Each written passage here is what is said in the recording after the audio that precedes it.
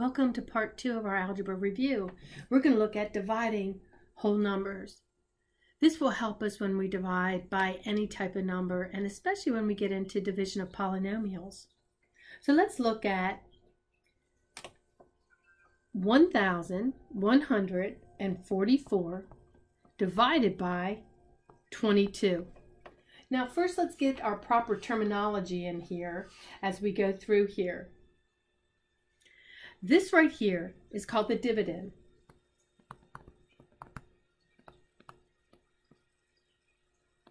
And this is our divisor.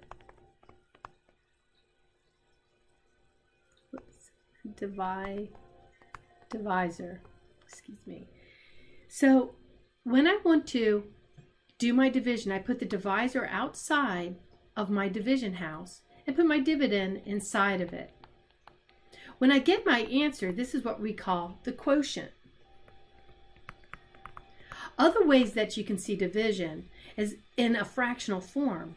1,144 divided by 22 can look like the fraction 1,144 divided by 22, that improper fraction. So remember that these are all synonymous to one another. They all mean the same thing. In here, these three different, very different looking ways of expressing the same quotient. I show this because when I say, hey, divide both sides by 22, we can look at it like this. But in our mind, we're doing a regular division. It's the same thing also as taking the fraction and multiplying by 1,144 divided by 22. So we can use the way in which we write our mathematical expressions in different situations to give us what we need. So let's look at this one. 22 into 1,144. What you would do is you'd say, okay, 22 into the first number 1. Well, 22 can't go into 1. Then we look at the next two numbers, 11. But 22 cannot go into 11. But 22 can go into 114. So we can look at different facts of 22 or multiples. 22 times 1 is 22. 22 times 2 is 44. 22 times 3 is 66. And so forth until we get to a number that's close to what we want.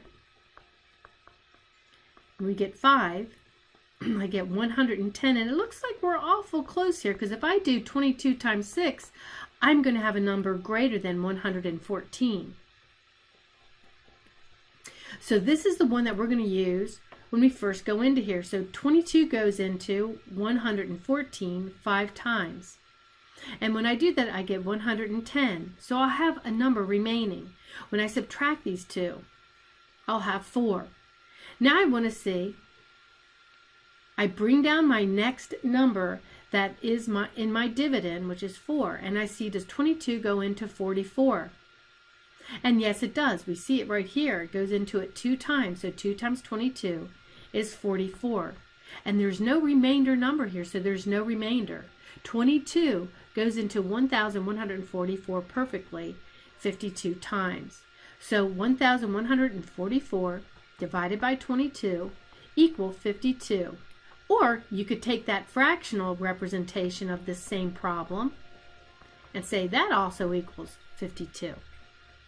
Now let's see what happens when I have a remainder at the end and how we can express that remainder.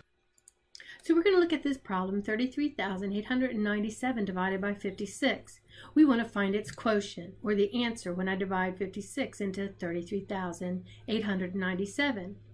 And off to the right, you see the fractional representation of the same problem. So I'm going to put 33,897 into the division house in my divisor of 56 outside. And then I look at 56 into 33. Well, that doesn't work. But 56 into 338, well, that will. And so we're going to see how 56 goes into 338. Just looking at those first numbers. Well, what you can do is kind of not look at these last numbers, but just look at the first into those two. So 5 into 33 would go about 6 times. So we're going to see what 56 times 6 would be. 336. That's almost 338. So I know 56 times 7 would be too big. So I'm going to say 56 goes into 338 6 times. And the remainder that I would have with that would be 2. Now I go and I bring down the next number in my dividend, which is 9. And now I say 56 into 29, but it can't go into 29. It's too small. But it could go into 297. So how many times does 56 go into 297? And again, we could look at the trick where I look at a 29 and the 5 and say, well, that would go into there about 5 times. So I could look and I could say, okay, 56 times 5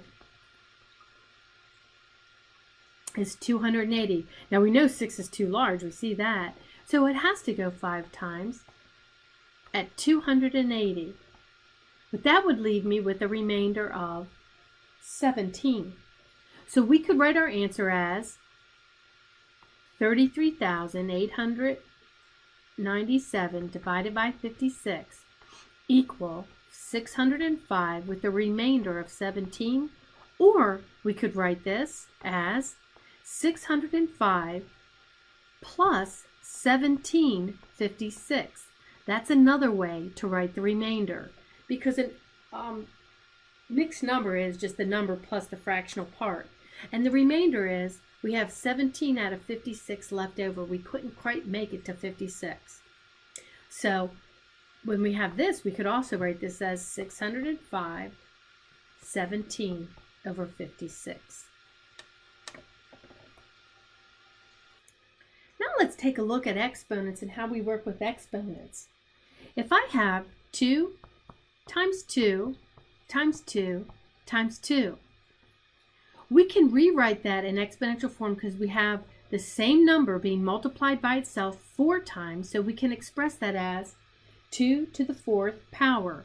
We call 2 the base, the number that is being multiplied many times together, and 4 is called the exponent. It tells us how many times we multiply our base.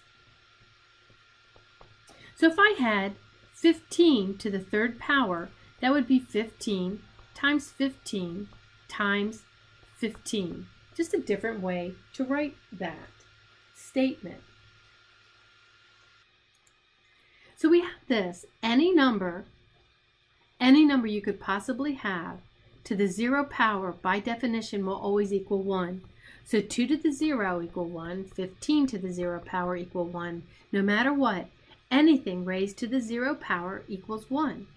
Even if we used algebraic expressions and set it to the 0 power, it would also equal 1. So we'll see that later on. So 2 to the 4th we could say equal 16,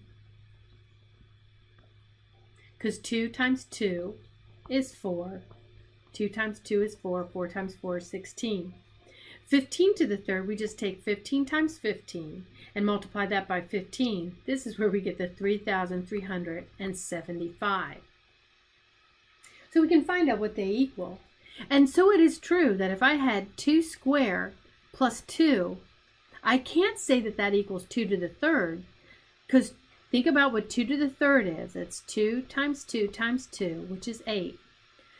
If I said 2 squared plus 2 equal 2 to the 3rd, I'd be so wrong, because 2 squared is 4 plus 2 would give me 6. So be very careful. Just because you have the base to a power and you see the base being added, you can't add the exponents. Actually, these are 2 different numbers. This is very different than 2 all by itself. So looking at these problems, I wouldn't say the first one is 5 to the 7th or anything like that. I can't combine bases. I can't combine the exponents unless I'm in multiplication, which we'll go through in a little bit. So what you'd have to do here is you literally have to do, what is 3 to the 4th figure out what 3 to the 4th is.